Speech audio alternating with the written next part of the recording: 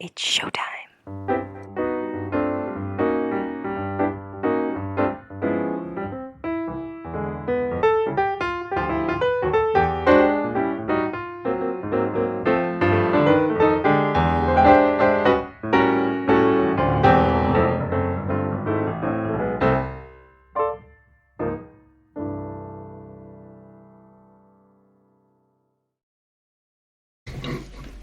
Hello and welcome to Musical Lyrical Lingo. We're your hosts, Tim and LJ. Today and every week we will be discussing musicals, but specifically what they taught us.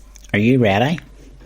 Because every time you're like, hold on a wee minute, hold on a wee minute, hold on a wee minute, hold on a wee minute. An artiste has to prepare. I know. You're still chewing that nut though, that we I had am. to wait for. But what the listeners didn't hear was we did start hitting the record button and all we could hear was the crunching noises, and we were like, okay, maybe we're not gonna We're gonna have to start again. We're gonna have to start again, yeah. And then, are you ready?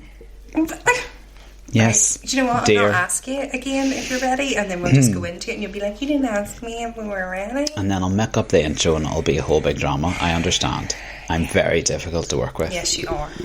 No, you're not. She says through gritted teeth. I love this. Me too. Horrible. I'm okay. I was drinking my coffee there. Yeah, don't drink your coffee either. We can hear that as well. Yeah, I'm fine here. All very theatre-y because did Theatre-y? you watch the Olivier's? I did actually. Now, just before we get on to that note, I did need to apologise to our viewers who watched those the clips of us on YouTube. Do check us out on YouTube, on our YouTube channel. But I'm a very tired boy today and I don't feel my appearance is, up to its normal high standard. I look like I've been dragged through a hedge backwards. It will be fine. The hair's not great. So if we could do something about it. Okay, I'll put some filters on. Like a wee filter, like a wee top hat or something. Just something to hide, Okay. gloss over the fact that I look I'll see what half AI dead. can do. AI, that scares the life out of me. Anyway, on to the Olivier's. Yes, so at the time of recording, the Olivier's were on. Yeah. What is this? This is Thursday. We're recording, so they happened on Sunday. Yeah. Past. Thoughts, Lauren? Thoughts? Well, I thought it was better this year than last year's. I had a real issue with last year's. Why? What was Some wrong of the last year's? performances last year, I just didn't like. I can't even remember who performed last year, to be fair. Oh, don't you start. Don't you start. Honestly. I give up with you. Yet no, they did wait for me for Hadestown, so that's what I had complained about at the night of the musicals. You So did. yes, it was fine. So maybe just more fine-tuned and rehearsed. Yeah. Because I think they were early in rehearsals I think when so. the night at the musicals was broadcast, wasn't it? They're now open and fair enough. But do you still question it as the number that they used to showcase the show? Because you had an issue with that the last time. No, because they didn't do wait for me the last time. But they did. No, but what they did on Sunday night, they had done in the thingy. That other one, Night at the Musicals. Right. No, I know. I'm all wrong there. No, I just felt it was better. Thought it was better than Night at the Musicals. I love Next to Normal. I thought that was really good. And I thought maybe was there like mic issues because of the fact that he had come out with a mic. Or was that like a creative thing? Because it's a bit rocky, isn't it? And he's all in her head, which I totally didn't get until recently because I've never actually seen the show. I love the soundtrack, and I didn't quite get that he wasn't actually. He's phenomenal. That guy. That voice. Yeah, we should really be name checking all these people, but we haven't prepared there. I did like the performance. Of Operation Mincemeat. I really want to see that. So me too. Operation Mincemeat won Best Musical, Best Support. Yeah, but Best Supporting Actor, didn't it? Yeah, that's right. Yeah.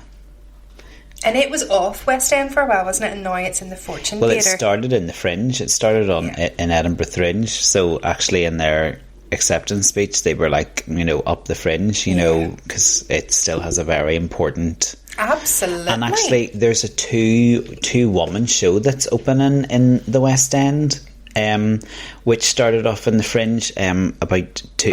By podcast? Yes, crime-solving podcast. Yes. Yeah. Apparently it is amazing. Yeah. Some of my friends saw it when it was in Edinburgh and they were like, no, but literally it's one of the best things I've ever seen. The Fringe is a powerful arts centre. Yeah. Well, it's not a centre, but you know what I mean? It's a hub of wonderful talent. Yeah. Because you're six. I was about to say, yeah. Fleabag. Oh, really? Mm-hmm. Oh, I didn't know that. Yeah. I'm trying to get the name of this, that musical to do with the... I think it's like Sadie and Joe, but they're not right names, but I think it's like two names, like... Yeah, maybe. Anything else you enjoyed about it? Let me see what other performances there were. Strange Loop.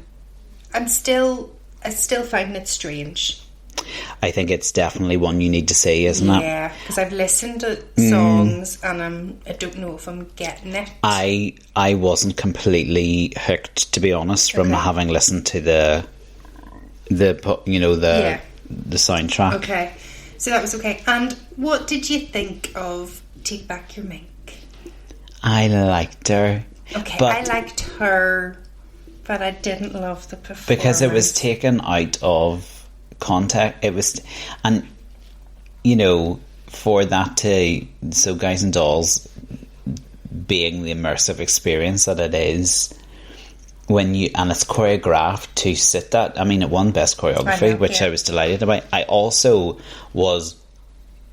my mind was blown when I just realised that Arlene Phillips has been in the business for years and is 80 years old, and that was the first Olivier she got for her choreography. Like, that blows. Like, she has done so many like big shows in her career, like Starlight Express, like loads. She's currently, Guys and Dolls and Grease. That's what she's doing at the minute. It. And so that amazed me. But I understand what you're saying. It wasn't as... it was a wee bit flat, I think. I thought she was great, but I just was like, okay. Yeah. And also, like, they... camera-wise, not that I'm blaming the cameras for the flat performance, they pulled away just as she did her final, like, costume change within the number, and I was like, that's ridiculous. Why did they, like, pull away from her at that moment? It's so bizarre. Yeah, fair. I mean, I loved Sunset Boulevard number and how they shot that. But then I was obsessed with that whenever it was on the Savoy. I was watching on TikTok every night that he was doing that show, and that song, and it was really fun to watch it from whenever it first opened, when people didn't realise he actually left the theatre, went outside and came back in again, and then by the final performance it was just crowds and crowds and crowds of people. Yeah, so for anybody who doesn't know, the Sunset Boulevard number in that recent revival in the West End, the character of Joe sang the song out on the street, so he was out on the Strand, wasn't he? Yeah. And a camera followed him along the Strand and then finally in through the theatre onto stage, and then on Sunday night they kind of did the same thing. They started with him outside of the Royal Albert Hall and followed him into the Albert Hall, and they ended on stage. So was that when it was in the Savoy, was that put on their TikTok every night? Yeah. Oh, okay, interesting. Or people would have filmed him doing it and put it on theirs. Yeah. Interesting. Okay, really clever. I mean, I was a bit gutted for Guys and Dolls just because I saw Guys and Dolls and I loved it, that they lost out on a lot of their nomination, their nominees winning because Sunset Boulevard wiped the floor. I think they walked away with 7, didn't they? Including Best Revival, Best Director, Best Actress, Actor, And costume. I thought her acceptance speech was hilariously awful. Let's hope her acting was better in the musical than it was for her acceptance speech. I just think she was a wee bit emotional. If that's what an emotional person looks like, I'm not so sure. Okay. Yeah, I think she was trying a wee bit too hard to be a bit too emotional. Perhaps. Okay, do you think that she was acting like she wasn't expecting it? Yeah, come on, let's be honest. We were all walking in knowing who was walking away with Best Actress in a Musical, didn't we? Yeah, true. But I enjoyed it. I like that it is on, you know, not primetime TV, because it's not. It's like starts at like 10:45. I know. I had all these wonderful plans. I'm going to stay up and watch it. And then I was like, no, I'm not. So I just not when you've worked day. the next day. I did actually watch it, but like it was no. So they do like this is also another wee bone of contention I have. It's a highlight show that they show certainly in UK television. My issue is it's the UK's Premier Theatre Awards, and we get a highlight show, whereas you were able apparently to watch the full ceremony in different countries like Australia and the US. Yeah, I saw somebody giving off on Twitter actually about it, and I was like, they have a very valid point. Absolutely, like why are the you know, the London Theatre Awards not live in its entirety on our TV, that's true. Yeah, rather than the highlight show. Do you know what I mean? Were able to see it? Yeah, so I mean, great to see something, you know, when you think about how much musical theatre's on TV now compared to when we were kids. Like it is nice, isn't it? Makes you smile. I'm sure Aaron was watching them anyway. Oh, do you know, actually was a wee bit gutted that I watched it without him, I'm not going to lie. Oh, he's changed. Oh no, he has. What's that out of? That's out of Beauty and the Beast, isn't it? That song Changed. There's definitely a song called Changed. Okay. It'll come to me mid-episode and I'll start singing it. Oh, the one that he sings? No, that's If I Loved You or something. Oh, right, yeah. Okay, no, I have no idea what you're talking about. If I Can't Love You is the song that he sings. Oh, could you in your knowledge? Stay with us. We'll be right back. Love the catchy tunes and insightful discussions on musical lyrical lingo? Why would you not? Now you can reap your fandom. Ooh, we've got fans. And show off your love of all things musical theatre with our exclusive merchandise. Ooh. From comfy tees, t-shirts, mugs to stylish tote bags, we have something for every fan. Our designs are inspired by the show's iconic themes. Because we are so iconic. And featured playful quotes, alpha, ba, and graphics that will have you humming along. I will never work again. Wherever you go. So head over to our merch store now and start shopping. Spend your money, people. And don't forget to share your pics on our social media using #PodcastMusicalLyricalLingoMerch. We love to see our fans rocking our gear. Yes, we do. Happy shopping. There's they do, and they sing about how the beast has changed. Ba-ba-ba-ba, ba-da-da-da. But he was cruel and unrefined. A change in me. There you go. I knew it. Anyway. But I don't think that's what that song was that you were singing. Maybe I've taken two songs and glued them together. All right, Lauren. So. Like I've told you, I'm a wee bit tired tonight, okay? And I might be talking nonsense more than I normally would, okay? I'm sure you'll pull me on it, like... I don't do that. Okay. Sure you don't, for sure. It's funny you should mention one of my favourite musicals in the whole wide world, Oklahoma. I won't go there, but we are kind of doing another wee one out of the kind of same category. We are? We've kind of left that wee category of westerns and slap your thigh musicals for a while, haven't we? Yeah, well the last one was Calamity, wasn't it? Yeah, it was. Don't remind me. So really there's this and then there's only really one more? Annie Get Your Gun's the only one we haven't really done. Oh, I was Oh, you weren't thinking about that, were you? Because I would sort of put Brigadoon. Oh, jeez, we're not doing Brigadoon anytime soon, let me tell you. Sound of Music was bad enough. We're probably talking about Brigadoon. Oh, no, I have a wee note about Brigadoon too, which makes me... boils my pee. Anyway. Got me so worked up. We never heard that. Boils spills my pee. Well, you don't normally say pee, you say the other word, but we're being very polite in the podcast. Oh, okay. Yes, so we're not doing Bring It Down, and we're not doing Annie Get Your Gun. We're doing the other one. What, the other one, the last one, can you guess what it is? Do you want to give us a clue? Saying we haven't done it for a long time. No, don't bother, just tell us. 1, 2, 3, 4, 5, 6, 7 brides for 7 brothers. 5, 6, 7, 8. I know, but it didn't work. No, I know. You gave everybody their equal value. Yeah, 7 brides for 7 brothers. I love 7 brides for 7 brothers. Me too, yeah. I know I do. I genuinely do. Like, I would say after Oklahoma would be up there within it. I think 7 brides for 7 brothers is definitely in my top 3, like western-y musicals. There's only 5. I know, so like, if you make it into the top 3, you've done well. I can tell you what one's not in my top 3. Calamity. Okay. Yeah. Interesting. So, do you want to do who wrote it and who? Because honestly, there was far too many names for. I was like, you'll get lost in this, folks. Here we go. Right. So it is a musical with book by Lawrence Kasha and David Landay, music by Jean DePaul, Al Kasha, and Joel Hirschhorn. Brilliant name. Yeah. They were known for doing Pete's Dragon.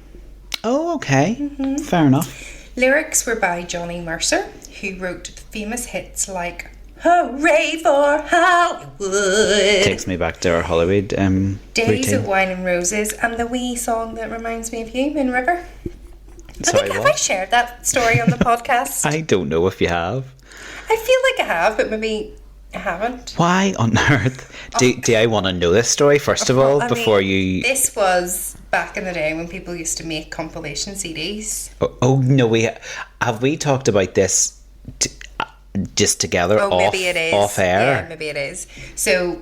If not, you're going to hear this story again, and we do apologise. So for one of my birthdays, but 55 episodes in, we forget what we talk about.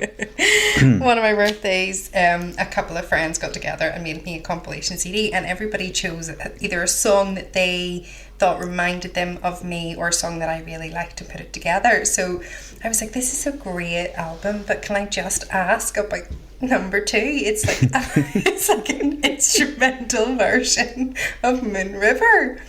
And one of our friends said, yeah, Timothy picked that. And I was like, but why? Like, it's a lovely song, but we have no connection. Like, there's nothing. It's not like we sang this song together and you just had a brain fart and just picked a song. When I look at you just remind me of the moon. Oh, that is... I think I did make a mistake in that I clearly chose an instrumental track of it rather than the actual track. Maybe you just remind me of Audrey Hepburn or something. Oh, here I am really buttering you up. I know, and I can't even believe that. Do the lyrics again. So Johnny Mercer, and he sounds like a DJ, like a radio DJ. Now tune in to Johnny Mercer Show. Well, I just have Johnny Mercer wrote the lyrics. Oh, I've got Al Kasha and Joel Hirschhorn. Oh, yeah, sorry, they did the music and lyrics. Yeah. I mean, 7 brides for 7 brothers. It feels like there's 7 creatives working on this. Yeah, but Al Kasha and Joel Hirschhorn, so they did music, did lyrics, but they were like a partnership. Aye, okay.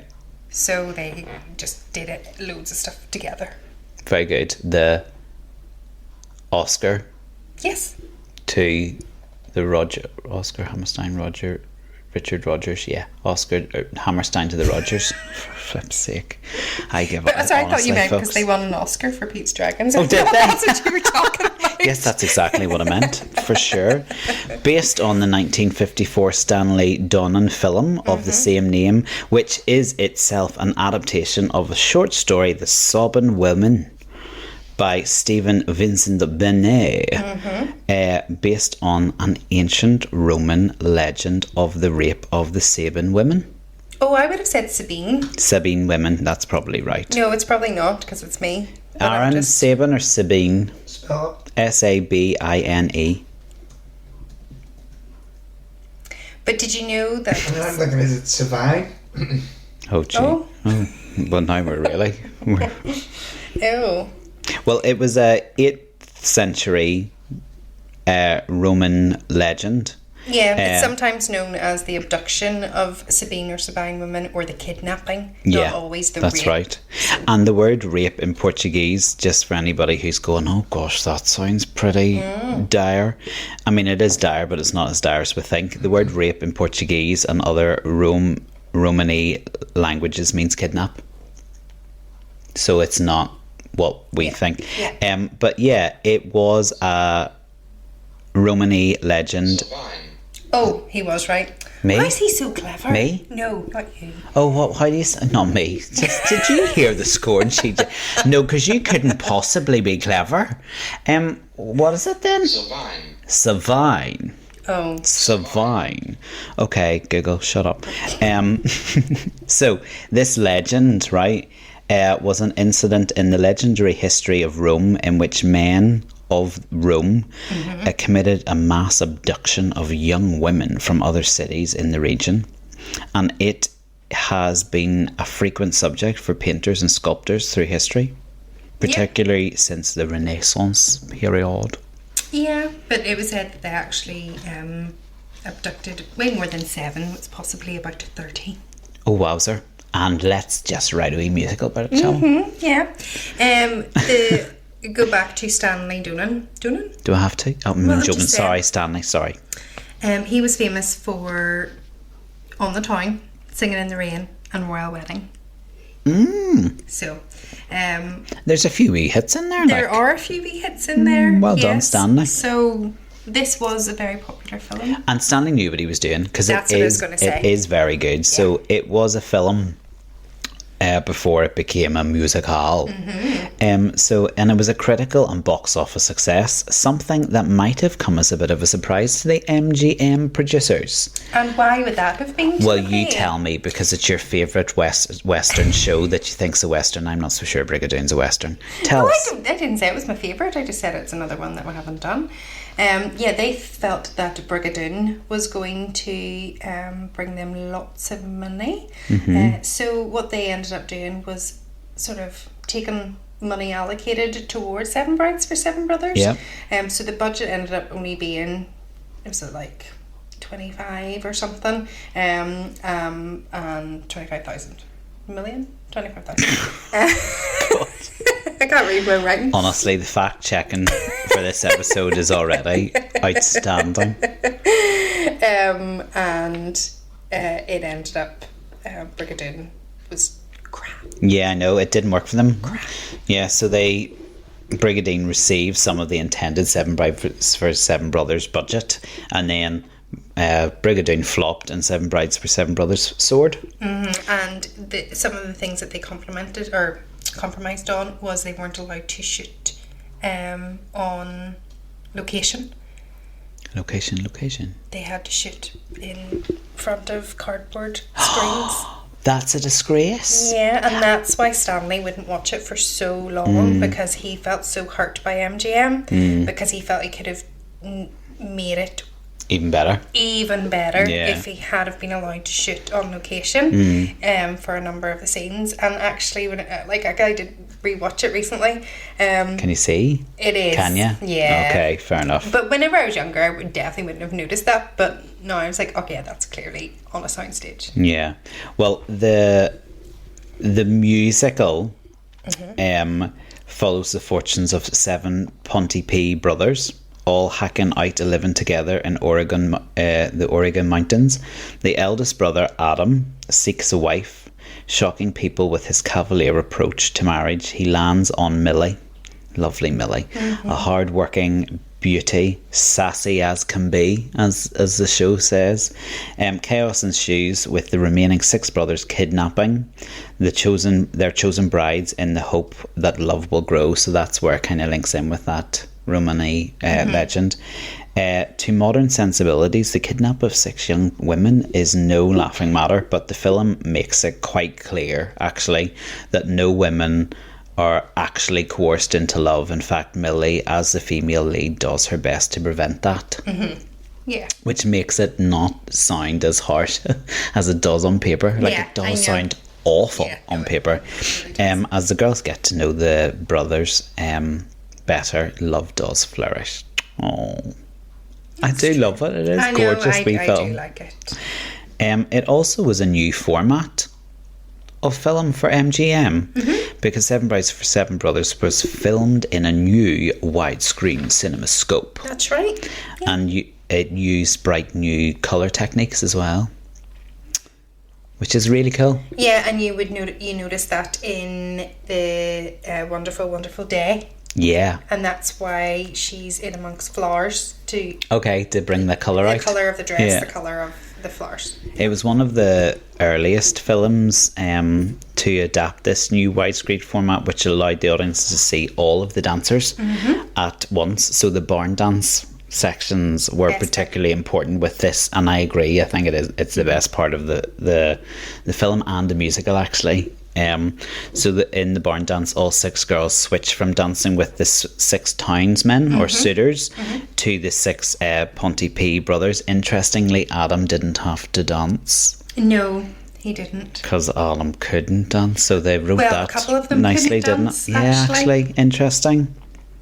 So yeah, that widescreen allowed you to not only watch the dancing but also the expressions on the faces of each of the set of rejected suitors or brothers as the girls continually switched in that barn dance between the townsfolk to the brothers and back and forward.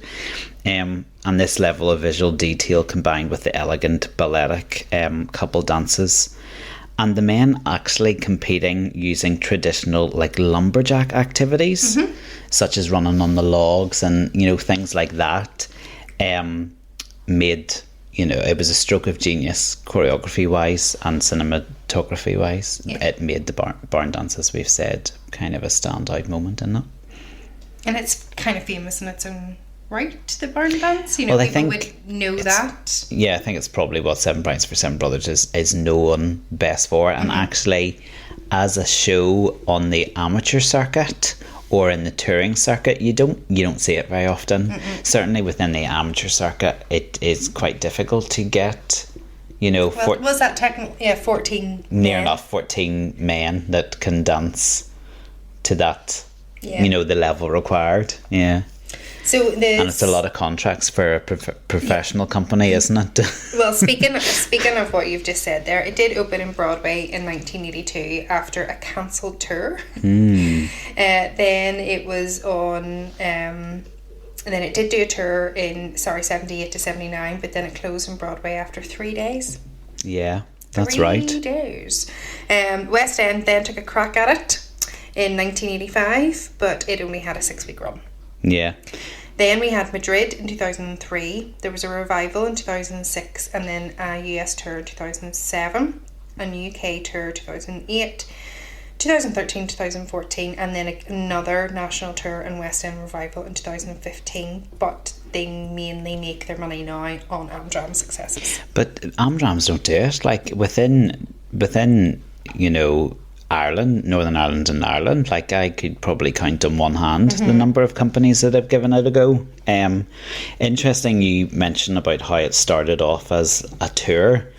It actually had Howard Keel and Jane Powell, the two leading, the Millie and the Adam from the film, reprising their leading roles in the tour. However, but look at the time frame from the ridiculous. Film to then. Yeah. Like, that's a good 20 years. Yeah, 24 years earlier the film was. Yeah, I know, exactly. And they weren't spring, certainly I don't think he was a spring chicken when he was in the film. No. But reports from the road suggested that Keel and Powell were both saying that unless the useless director and producer and script co-author Larry Kasha withdrew from the production, it would never come into New York to play Broadway, and the squabbling between the stars and the producers attributed to the folding of that show. Oh, yeah, that's really so that's why it wasn't a very long run. I get it. Yeah. Okay. And even when it went into Broadway, the show did not impress Broadway critics, with a particularly scathing New York Times critique by Frank Rich being blamed for the show's closure after 5 performances. See, this is where we've had this conversation before, critics would have had massive amounts of power in order to keep a show or close it. But fair dues to the company. What did they do?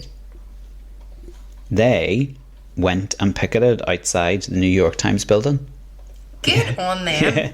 So they protested outside the New York Times building, where a group of some 20 cast members and fans of the show held picket signs and chanted, demanding Rich retract his show, his critique. Yeah. I mean, it didn't make any difference, but I thought fair. Good for them. Yeah, okay. It did receive a Tony nom for Best Original Score, I suppose, if you're looking to take the positives out of that venture for them. But yeah, it's interesting, isn't it? Like how, a show that is so well loved. Yeah, the film is so well loved. That actually its early days as a musical weren't all that rosy. Which is odd. The Barnyard was still... It's not like they changed the story or changed any songs. And the musical and the film are pretty close to each other, do you know what I mean? But the Barnyard door kept well and truly locked, for sure, for a while. Oh dear. Do you have any more background information? Nope, I am all out of info. Alright. Will we move on to some musical lyrical lingos then? Yeah. Alright, what did you learn? Well, I learned that the best way to name your children, if you've got 7 of them, is to give them alphabetical names. That's very true. Do you remember? I have them written down. Do you? Oh, well done, because I couldn't tell you. Adam, Benjamin, Caleb, Daniel. We have, which I'm pretty sure they just say Ethan, but it's Ephraim. Ephraim. And they say Ephraim. Well, I hear it as Ethan.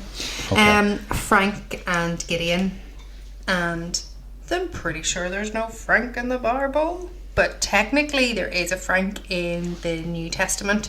So... because they were all biblical names as well, weren't they? Oh my goodness, how weird is that? Literally, I'm researching. EP Aaron is doing family tree, because that's part of our podcast. We look into the family tree of musical families. So he's sitting here on his family tree, and tell the story, Aaron. He hasn't been very well, by the way, folks. As Lauren speaks there and says, I think it's Ethan, which it's clearly not, and spells out the name Ephraim. It's exactly the name I'm researching in the family as an ancestor, just by sheer chance. So how weird is that? So you have an Ephraim in your family tree then? 2 there, yeah. Born in 1849. And this is set in 1850. Maybe it's your Ephraim. Yeah, you would have been one raising a barn with 6 other lads that he wasn't actually related to. Abducting, or whatever term we use in those days. Seven women. I'm going to say no. Well, it's still a possibility. Just when I think I say something really daft, you go and I love you. That's why I love you. You make me look better sometimes. I'm going to take it as a compliment. You take it. Well done, Aaron. Go back to doing something very valuable for the podcast there. Thank you. Honestly. So we couldn't get better, could we? No. We just couldn't. There is no Frank name in the Old Testament. So the mother called him Frank after frankincense. Oh, fair enough. Well, I mean, if you're stuck on a F, that's the closest. That's a close fit, like. It is a close fit. Now, I have one issue with this show. What? The first number. Bless your beautiful heart. Okay. I think you throw it in the bin. Oh, so this is a bit like your other song that you don't like, Howard Keel in Calamity Jane? I think maybe I just don't like Howard Keel. I think I might have an issue with the man. I'm so sorry, Howard. Yeah, do you know what? That's a good point. I never thought of it. Maybe it's the voice I don't like rather than the song. I love Howard Keel because one of my favourite musicals of all time, and I'd actually really quite like to see it because it's coming to London in the Barbican, Kiss Me Kate. I like Kiss Me Kate too. And he's awesome in Kiss Me Kate. Okay. Fair enough. And I think I've definitely seen him in Kiss Me Kate, and he didn't annoy me. But maybe you just don't like him in westerns. Yeah, I just I don't like that song. It's like, oh, can we just cut to the... It bores the pants off me. It's an odd one for the very first song. I mean, I think it's setting his character up, isn't it? And the type of chauvinist kind of like Piggy is. But interestingly, the hide... I didn't know that the hide is like a skin, like an animal skin. Well, yes. In the context of the song, I mean, Adam is comparing young women's appearance to a flawless hide. I'd slap him. I swear to God. You see, if he compared my appearance to the skin of an animal. Yeah. Well, I mean... there wouldn't be a second to I it. always knew your hide. I thought it was your backside. But yes, that's what I was going to say. So I have, bless your beautiful hide. Is it a girl? Is it a skin? Is it a bum? There you go. All three, maybe. Did you learn anything else from that song? I've written down cross-eyed, but I'm not sure. Well done you, because I stopped after the first verse. Cross-eyed? You didn't know what cross-eyed was? No, I do. Do you want me to show you? Here. No, don't do that. It's like a... No, I'm not sure why I've written down cross-eyed. I'm not sure, but, you know, it's fine. It says, oh, I'd swap my gun and I'd swap my mule. Do you know what a mule is? You're choking. As we know, I'm a really good animal impersonator. If you've listened to the Cats episode, I've actually got my leotard on underneath today. Find it. Well, do you know what a mule is? Is it not a donkey? It's not. It's when a horse and a donkey have a baby. But surely that's wrong on all fronts. They can't have children. No, because that would be like... Yeah. Surely that's not okay. Pure mule. Well, that's what a mule is. It's a donkey and a horse. I mean per donkey. Per donkey. So yeah. You spot that donkey walking around the field, that's for sure.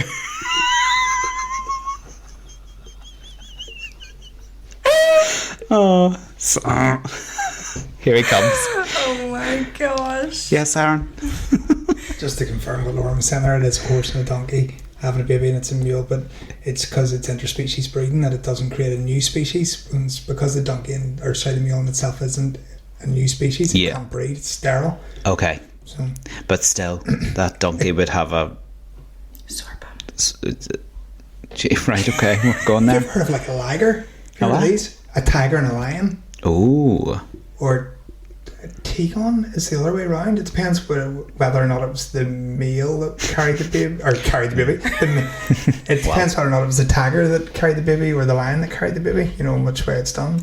Here, this is a whole different podcast. We're going down the science route now. Ligers are massive. Class looking. Oh. Not Mules so aren't. class as a mule. Mules Jeez. are pretty crap. And I guarantee you, if there was a mule in a show, I'd be sitting on its backside. Because that's where they always place me. Anyway, shall we move on to some courting? Yeah. Oh, well, I have you have more? Wonderful day. What's up? Wonderful. Wonderful. Wonderful day.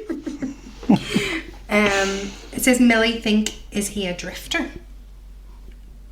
Drifting around the place? Yeah, just that word. I just like... Move from place to place. I know we've like the wind floats in and floats out again. Yeah. Aye, because he would have presented himself like that. Like, well, sure, he only came down. That's why he says you have to marry me now, because it'll be another 6 months before I'm down. I mean, he'd have got a slap on both cheeks. Really? And I mean, told, sometimes whenever you know, you just know. There's no point waiting around. Treat him mean, keep him clean. No. Is that what you're saying? No, because he was like, I think you'll be the... Lauren's best hard kale impression. Here we go. No. Go on, finish your impression there. Say what you were going to say. I think you've been the best woman for me. Slap. Okay. I'm gonna go courting. Going courting.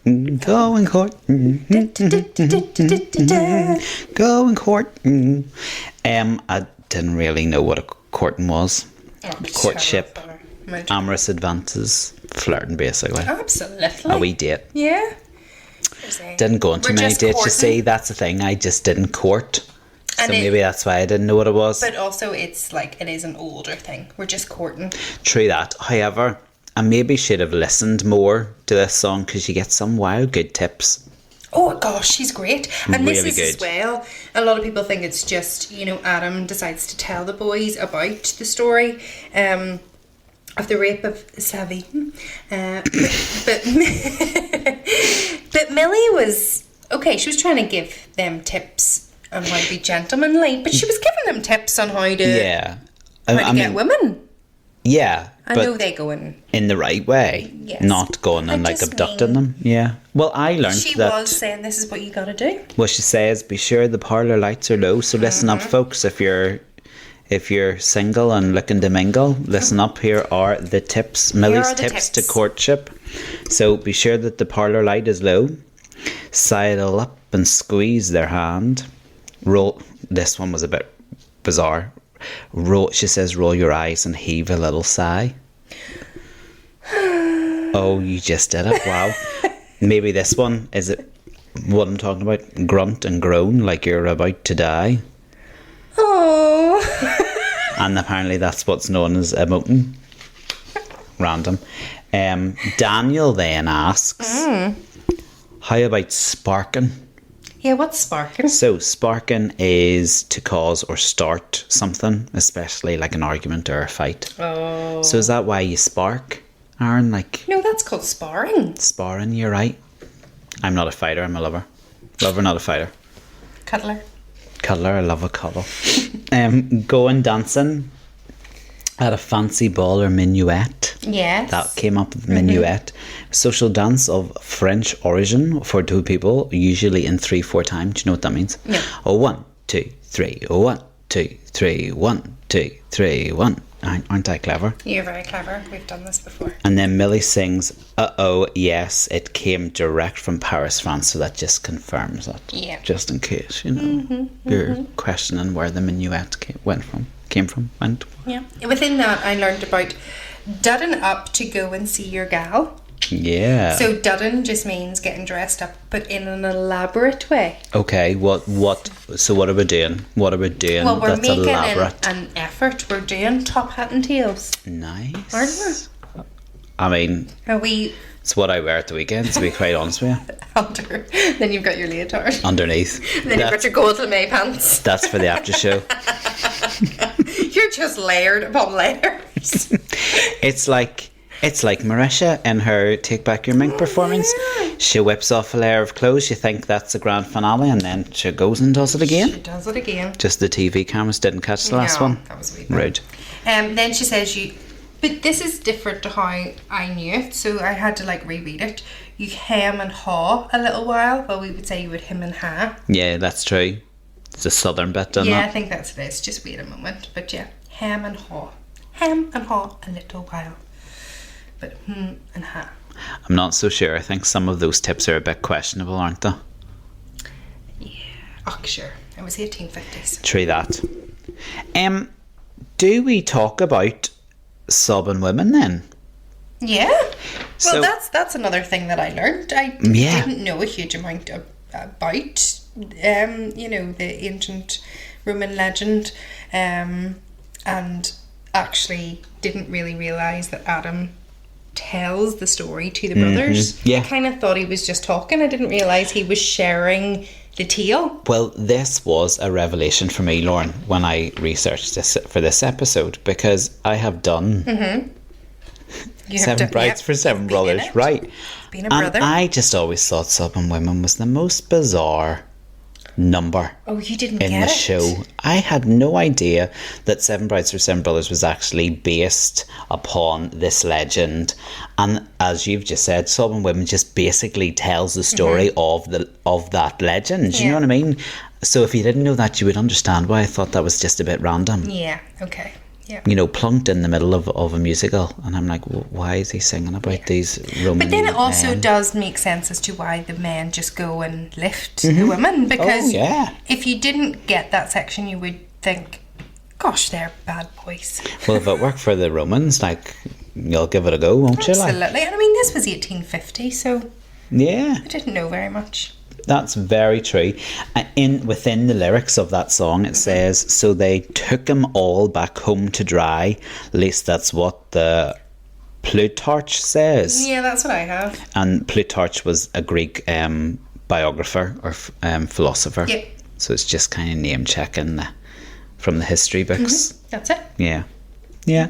They never did return their plunder. That word plunder I thought was very interesting. Pillage or stolen goods. So the stolen girls are their plunder. They carried them home by thunder to rotundas small but cute. Yeah, so I always knew that expression, rotund, as like round and fat. Well done. So a rotunda is any roofed building with a circular ground plan, sometimes covered by a tomb.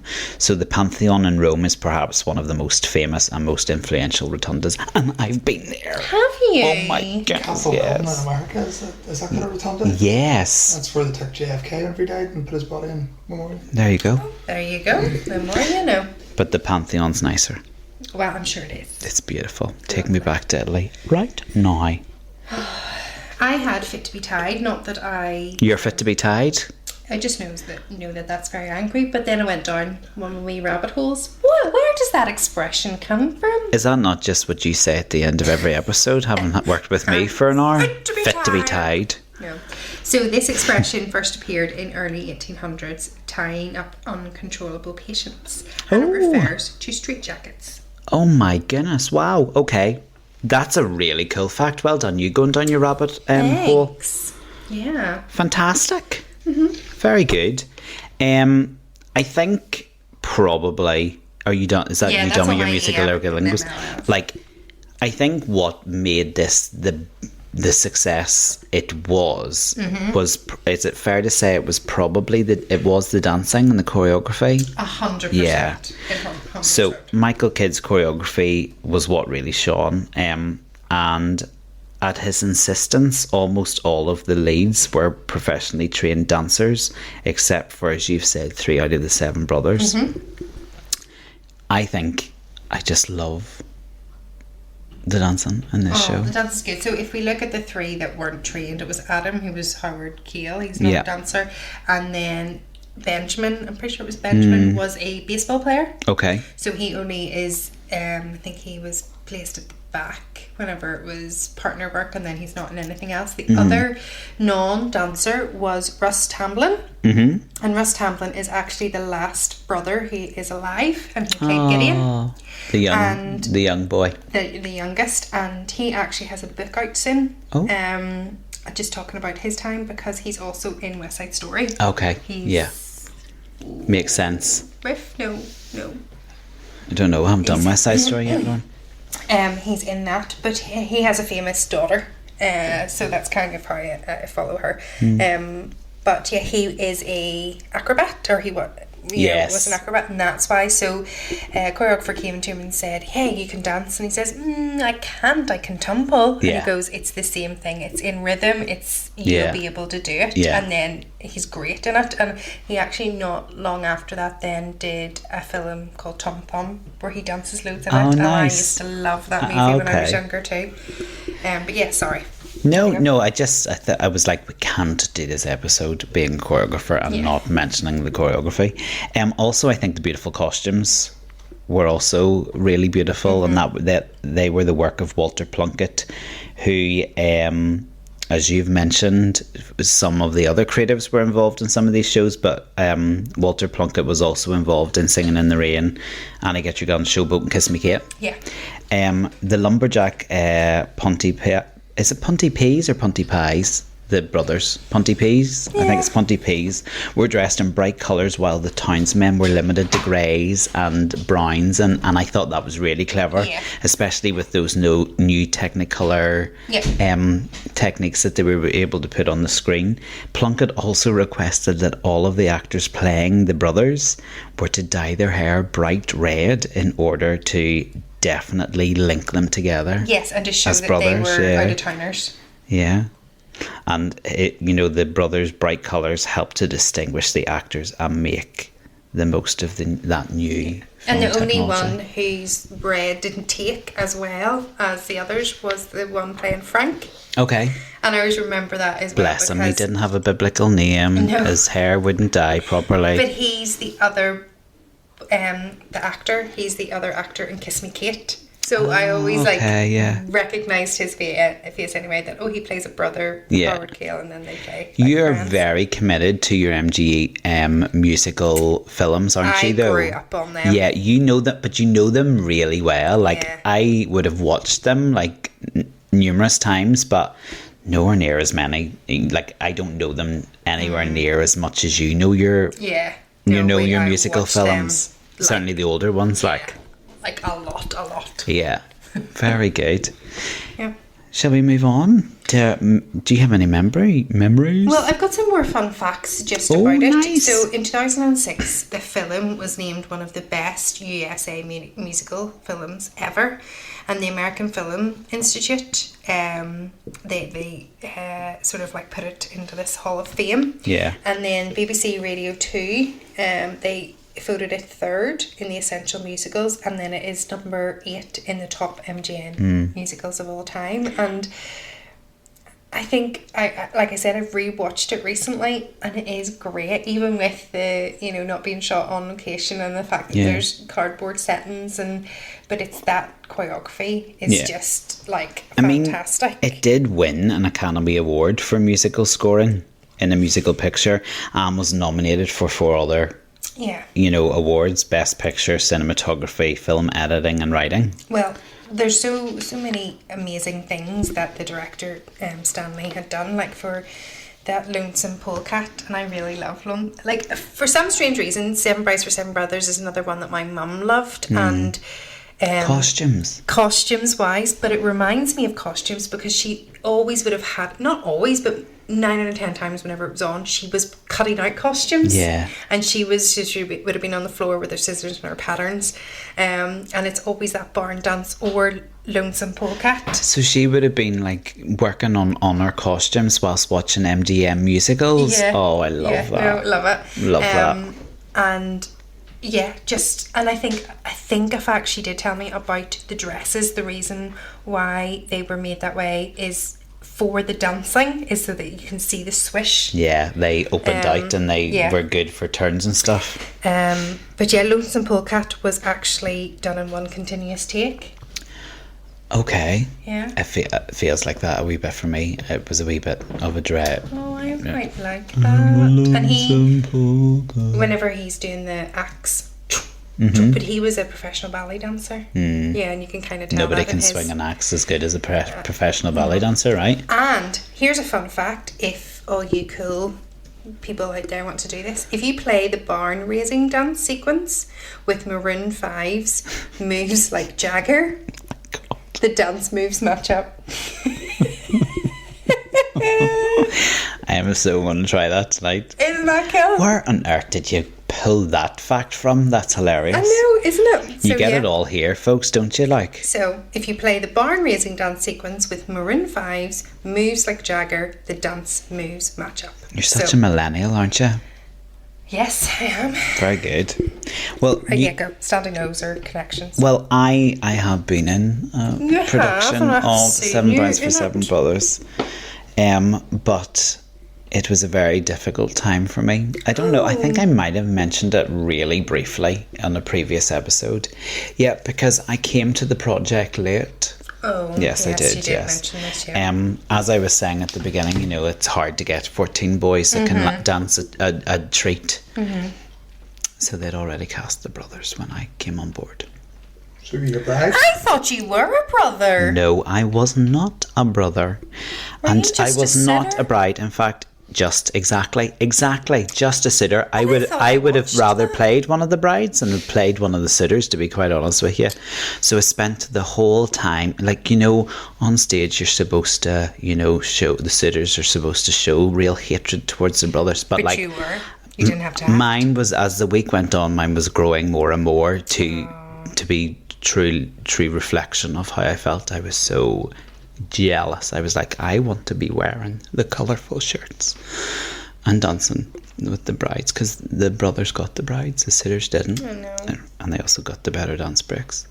But yeah, also it was the one time on stage I was the closest to vomiting. Why? Yeah, because at one of the scenes, I can't remember, were we in a barn or a pub or something, but we were supposed to be eating grill. Right. But the props mistress thought it was a great idea for the grill to get the right colour and consistency, to use chocolate Weetabix. Okay. Now, have you ever tried cold chocolate Weetabix that has been mushed using water? Right, okay, okay.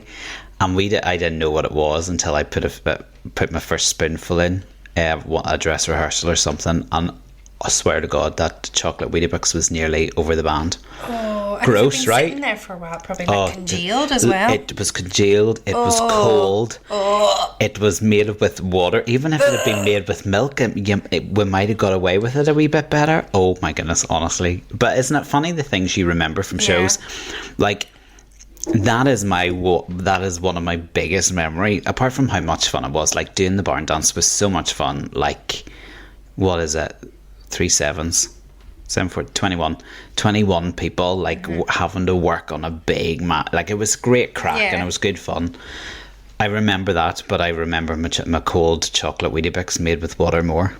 That's so funny that you mentioned about being sick. Me and Caitlin, my sister, were talking about the time you were sick in her face. Oh, that was really bad. She had a bad migraine. We were really discussing that this week. It's the weirdest thing. If I get a migraine, I get like those funny, like, aura-y, wiggly lines across your eyes. So if I know that's happening, all I need to do is take 2 paracetamol and I will be fine. I'll have a dull headache, but it's absolutely fine. You see, if I get those lights, those wiggly lines, and they would like last for about 20-25 minutes, if I don't get painkillers into me when that's happening and I miss that like window of time, it is horrendous. I will vomit. I will be sick. I will have to lie down in a like darkened room, and like my head will thump for about 3 days. So unfortunately, we were coming back from Downpatrick after a rehearsal, weren't we? And your sister was in the back seat and I was in the front seat, and I tried to roll the window down and book out the window, but the problem was with a speeding car, and let's be honest, my dad always speeded home, sped down that road home. It came back into the car and into the back seat. Thanks for sharing that. Anyway, I wasn't going to share the whole story, but I was just saying. Well, I feel I owe it to my listeners to explain what you're talking about. I suppose they need to be in on it, don't they? But yeah, so that was. Oh, and my one of my really good friends was playing one of the brothers. I did try and trip him up, but it didn't work. No. But he, in one of the scenes where the brothers were quite rough with each other, because they were like lumberjack lads.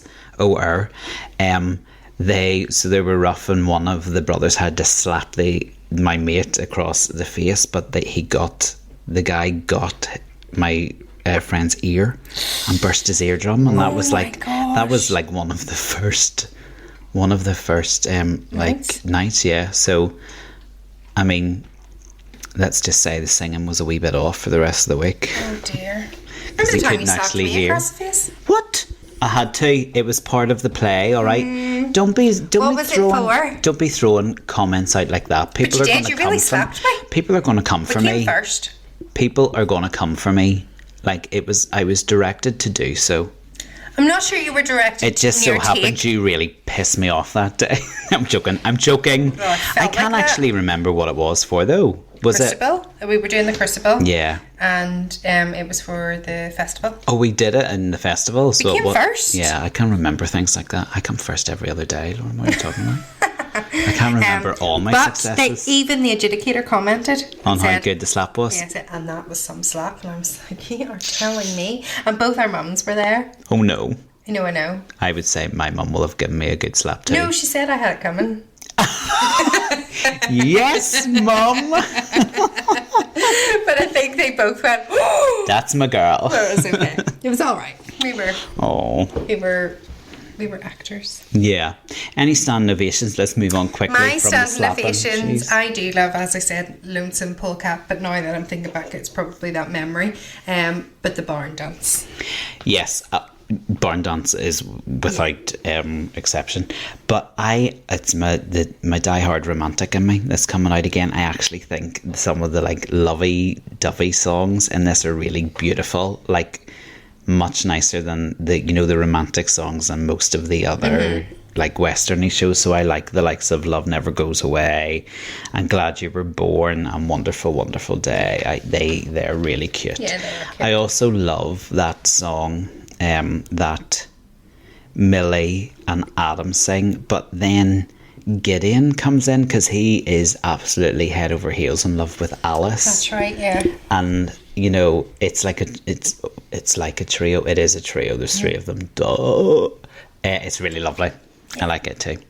Yeah. I like it. Yeah, no, I know. And if it was a boy, or certainly if there was an Amjam production, I would definitely go and watch it because I enjoy it and I think that it's fun.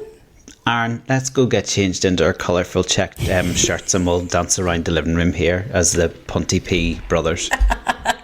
For the listeners at home, this is not the first time he's asked me to do this today. Nope. But I mean, you would need to go and dye your hair. You wouldn't.